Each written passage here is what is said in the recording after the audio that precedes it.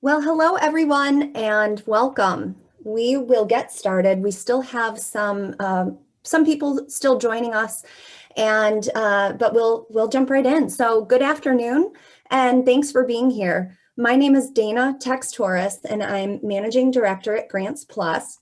And with me today is Jessica Salyers, Engagement Strategist, and all of you. And we're so happy to have you join us for this final webinar that Grants Plus is providing in 2020.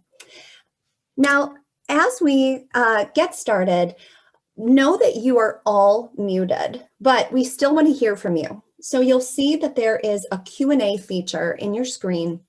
At any time, submit your questions, and we'll be eager to get to them as we move to a later portion of the presentation. Also, a bit about us. So many of you may know Grants Plus because you've joined us in these webinars over this last year, and we're so glad that you're part of this community. You may not know that Grants Plus also works directly with nonprofit organizations as our clients.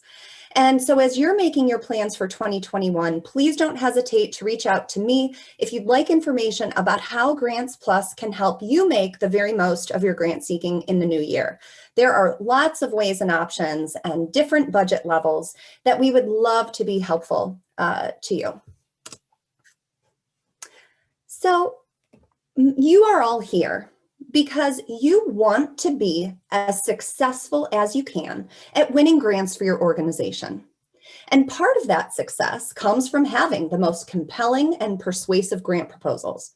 But to do that and create a winning story, we must start with acknowledging all of the factors, some out of our control, that influence funders' grant-making decisions and whether or not your organization gets the grant.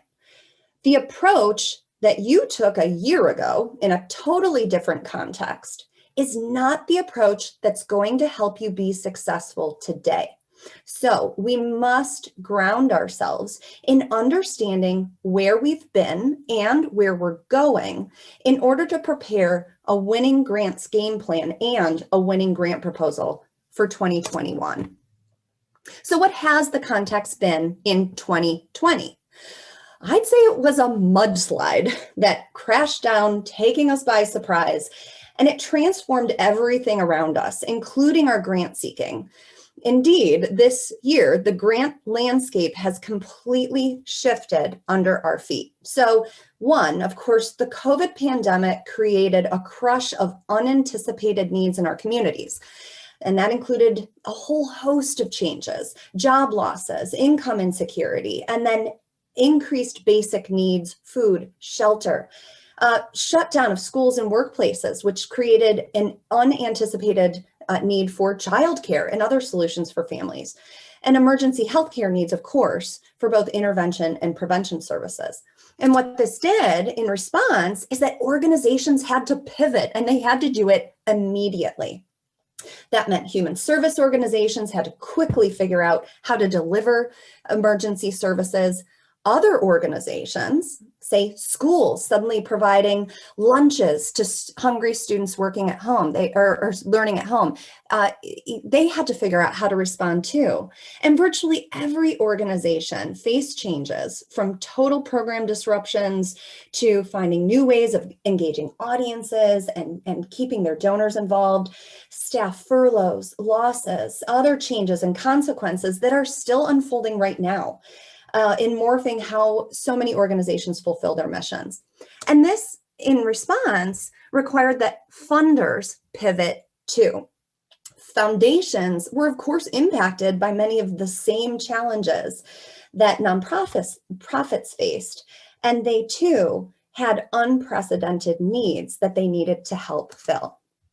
So what happened in this context of emergency is that many funders responded in real time to meet these changing needs. Many funders across the country, from community foundations to the largest major foundations in the country, quickly mounted a response to the COVID crisis. And many of these funders established emergency COVID funds from which they've distributed more than $16 billion in emergency COVID funding to thousands of organizations across the country. And then months later, many foundations mounted a second emergency response following the murder of George Floyd. And now, while systemic racism is sadly not at all a new emergency, the resulting protests and calls for justice that have erupted around the country have inspired a significant and overdue commitment to grant making for racial justice. And our team at Grants Plus has invested our expertise and time to create emergency grant seeking resources that are related to both of these emergencies, COVID grants and racial justice grants. And these are resources that we'll be sure to share with you after today's webinar. But what we know from doing this research and tracking the emergence of these emergency grants is that not all organizations benefited equally. For example, human service organizations received a large share of COVID relief funds, and there are many arts organizations, for example, that are struggling as revenues plummet. But the truth is that grant making and philanthropy isn't a democratic process. And this unevenness across our sector is a part of our real context. So what you can do is to understand and move proactively and strategically within your organization's true context to do as much as possible to maximize the funder relationships and the opportunities that are realistically available to your organization. So how do we move proactively and strategically to shift from this context of 2020 into a new context in 2021? One is that we have to acknowledge that the mode we've been engaging with funders in is not the same mode that is going to serve us best in 2021. So we need to acknowledge we're moving from this space of unexpected crisis, where funders understood that organizations were hit with the unknown, to moving towards an extended new normal, which means that we must demonstrate to funders that we're using our experience of this past year and the perspective we've gained to anticipate what our organizations will need and what role we will prepare to play. Similarly, we're moving from unplanned, unexpected emergency expenditures to having perspective to be planful about the costs that are going to allow our organizations to carry out an adapted version of our organization's programs and services. And finally, while we never, of course, could take our existing funders for granted, previously we had some confidence to know that if we maintained good relationships with our funders, we had, some chance of anticipating continued support. But we're moving into a context that's more uncertain. Many funders are reevaluating their priorities, and that means your former funders might be shifting funds elsewhere. Also, there may be brand new opportunities for your organization to pursue. So this means the same old story from the past, or even from what you have right now, is just simply not going to suffice. There's simply too much change happening and too much that will continue. Some of these changes and more of this context that we can expect in 2021 is that grants are going to be more competitive. So many organizations had special events canceled, revenue disrupted. More organizations are turning to grants. So you have to go into it knowing it's a competitive marketplace. Secondly, you cannot assume that funders understand your relevance. You must be ready to make the very strongest case for why your organization's work is urgent, important, and deserving of funding now. And today we're going to go into some specific advice for doing just that. And then finally, be prepared that funders are grappling too with how to be relevant, and many are reevaluating their priorities. And that sometimes means also changing their guidelines, changing their expectations. So you have to be prepared to anticipate those changes. So what are we going to help you with today?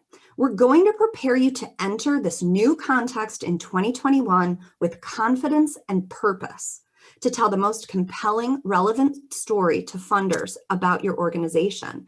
That's going to help you maximize your grant success in the continuing context of COVID, demonstrate your organization's response to the racial reckoning that's happening in our sector, where you can be proactive to control your narrative, and where you need to be ready to respond to new expectations from funders. So Jessica is now going to lead us into how you go about acknowledging the context of COVID as this first part of rewriting your story for the new normal. Thanks, Dana. Good afternoon, everyone, or good morning to those of you that might be still facing morning time here. So we're going to go on here talking about the context of rewriting our stories in the face of COVID as we look into 2021. At this point, we have all come to the realization that COVID isn't going anywhere. It's at least not going away as quickly as we had hoped it would. And we are now recognizing that in the importance of addressing the effects it's had on our organization, its programs and services, and particularly the populations that we serve. So COVID funding is, we're kind of in a spot where it's shifting from crisis to recovery. So as we continue in our new normal, we're now noticing that the initial COVID emergency funds that have largely been expended, and many funders are offering, they were offering one-time emergency funds, and they may not be renewing that support. And some of us are now even being asked to think about providing reports on how that initial round of funding has been spent. So we have noticed that there are a few funders who are releasing a second round of funding as the pandemic continues to move forward. However, the opportunities are more limited than they were earlier in the year. We are seeing some funders supporting recovery, but this may, the idea of this recovery support may go backwards a bit as the COVID cases and as deaths continue to rise, and our governors, even as of today, are announcing more shutdowns and restrictions, and more individuals in many sectors are unable to work. So we're not quite sure, what that's going to look like in the future. We're also seeing many funders are vowing to continue to support nonprofits that they funded prior to the crisis. So this is kind of proving that the emergency COVID support that they provided initially may not be something that they're planning to continue on with, but they are planning to support those nonprofits that they held near and dear to their hearts prior to the crisis beginning.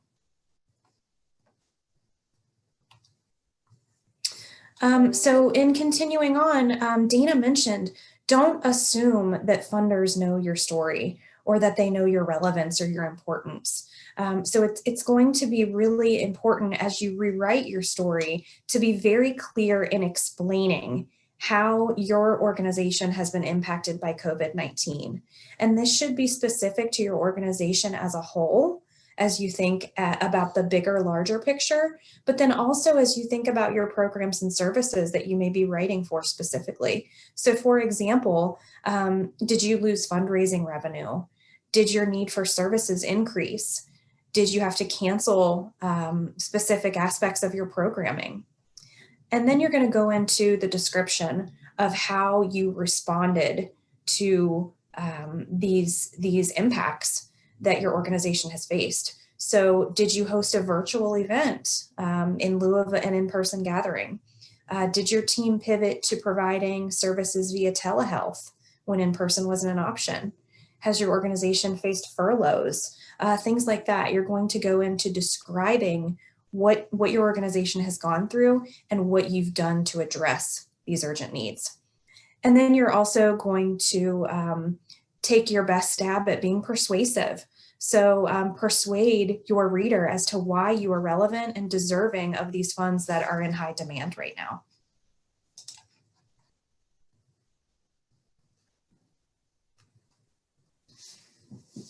So continuing in being as proactive as possible, we have a client who is a major performing arts organization in Atlanta.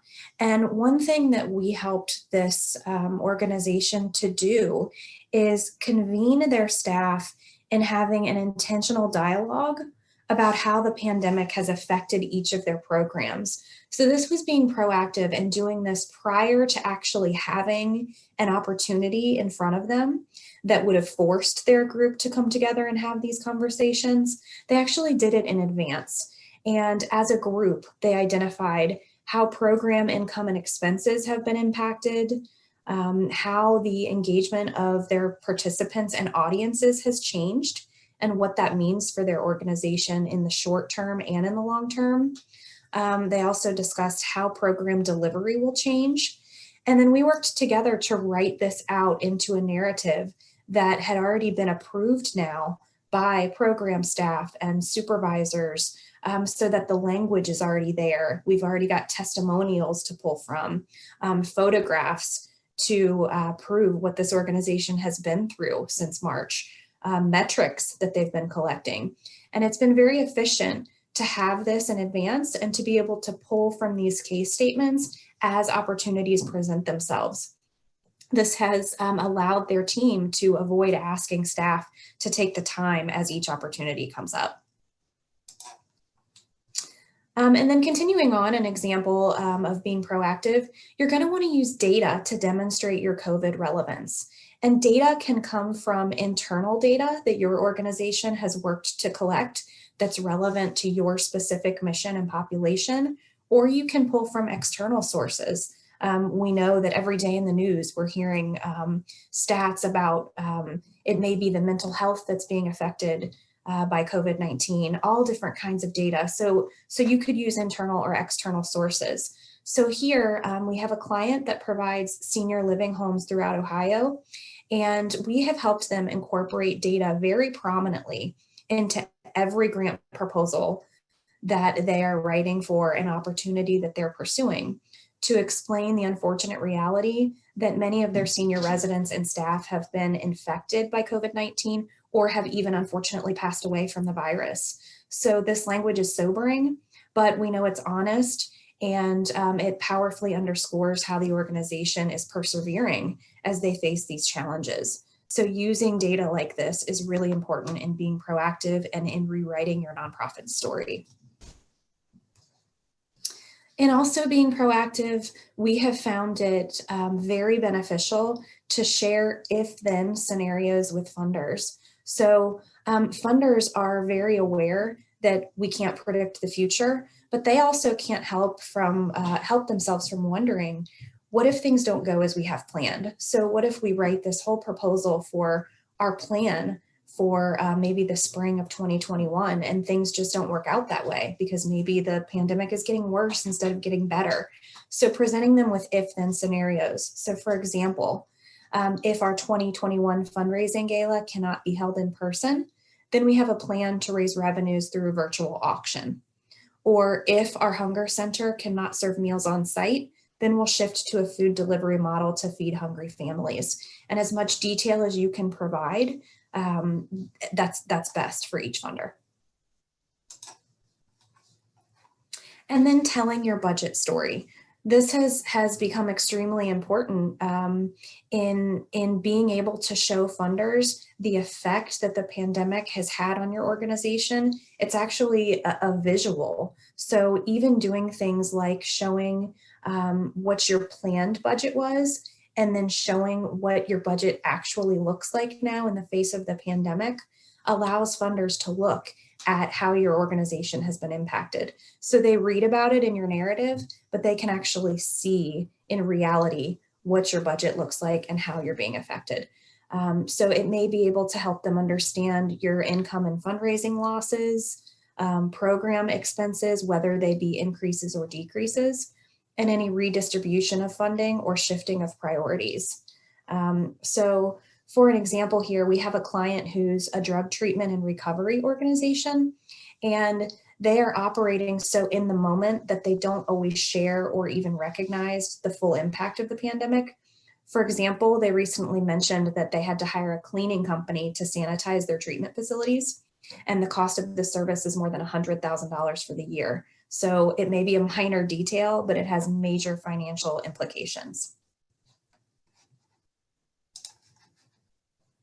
And be ready to respond to questions about financial stability. We have seen, this is just one example, but we have seen recently that foundations, big or small, are starting to introduce new requirements. So there may be some questions in the narrative, but we're also seeing financial requirements. So PNC Foundation, for example, is now asking potential grantees to describe how their organization and program will continue on in the next fiscal year, given the pandemic and the future disruptions, and asking grantees to provide a 13-week cash flow projection for the organization. So this is just an example of the real things that we're seeing and to try to be prepared for. I'm going to turn it over to Dana to go into racial reckoning in our sector.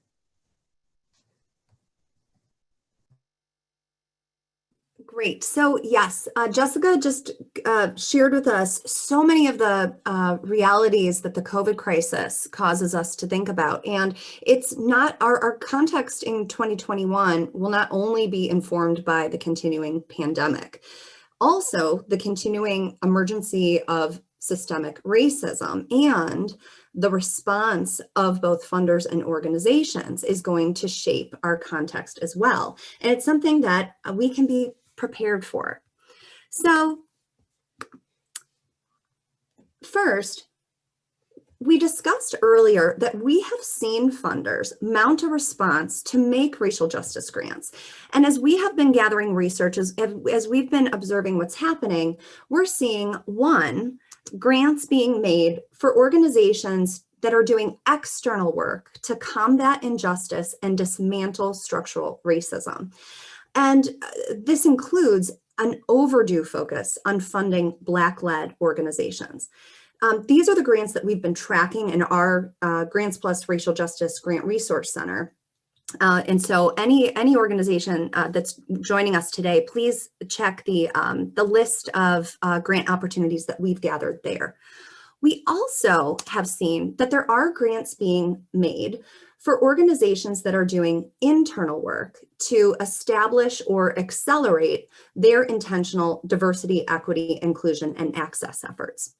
So one question that we've had is, well, is this new? Is this new grant making? And of course, there are funders that have been funding racial equity well before 2020. But we have seen that many funders are emerging to make racial justice a focus of their grant making for the first time. And many organizations doing this work would say it's about time. So what this means for us is that we can acknowledge that there are funders who are familiar, who are experienced, who have been deeply committed and engaged with organizations doing racial justice work. However, there are also funders who simply don't have this expertise and experience. And so what we hope to see is that funders who are newly stepping into this space will do so with a humbleness and an openness to listen and to learn. With that acknowledgement of the need to listen and learn, there's an opportunity here for nonprofits to challenge and shape how funders approach their grant making. So let's look at some of the ways that we see nonprofits holding funders accountable, or we see these conversations happening. Well, one thing we know is that there is a necessity that funders make this a sustained commitment.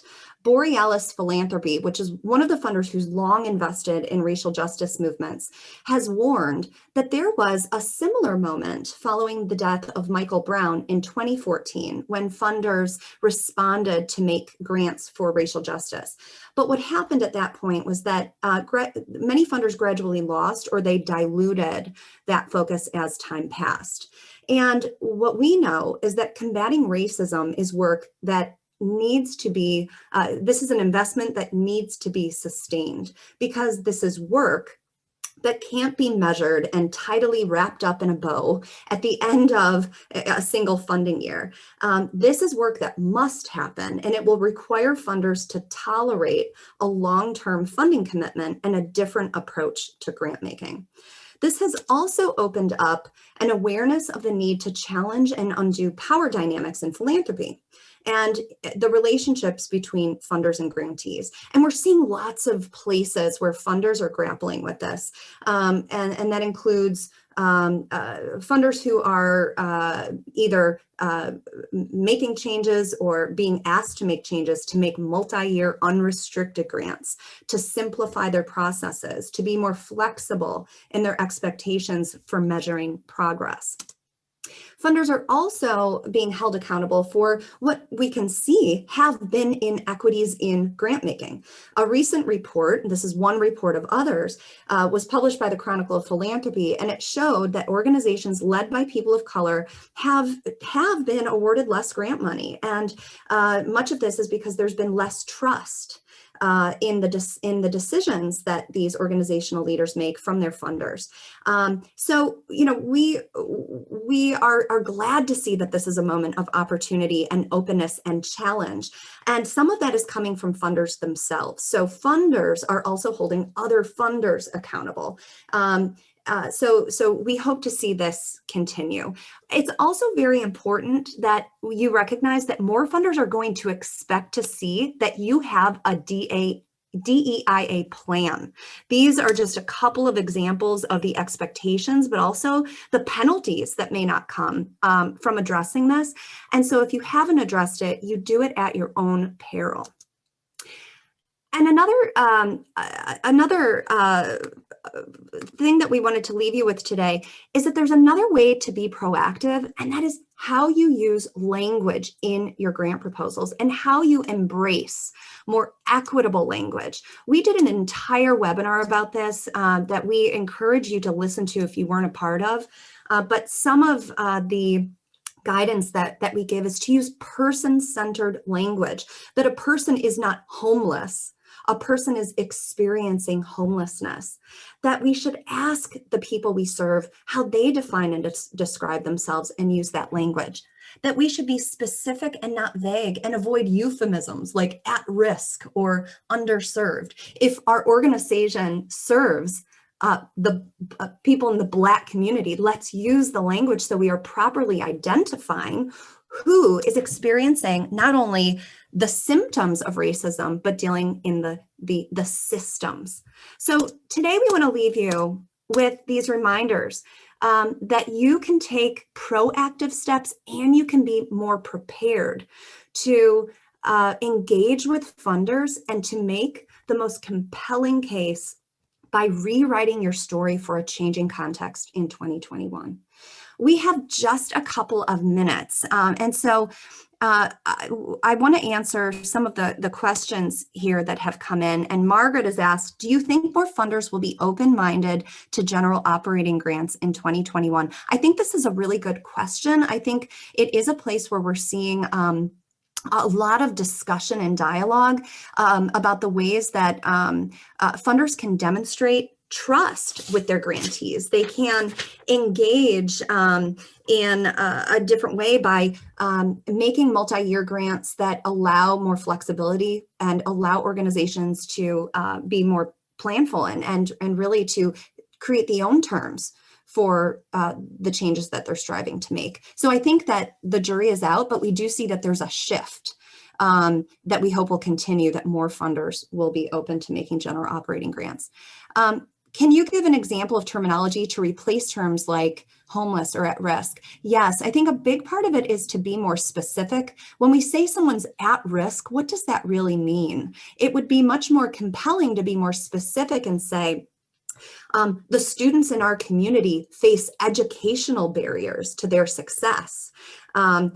So let's talk about the actual challenges that they face instead of just labeling them in a way that doesn't actually place responsibility anywhere. And Jane, you've asked this question. We will share some resources after the webinar that will go into much more detail. Please share the name of the webinar that addresses, yes. Terry, thank you for asking about the webinar. We did a webinar called Check Your Labels. That was all about the language choices we make in grant proposals. We will include a direct link to that webinar recording so that you can watch that, as well as a one-pager that sums up our recommendations around equitable language. So I'm sad to say our time has ended, but be on the lookout for a recording and more resources. And please email us if there's any way that we can be a help to you. So thanks so much for joining us today.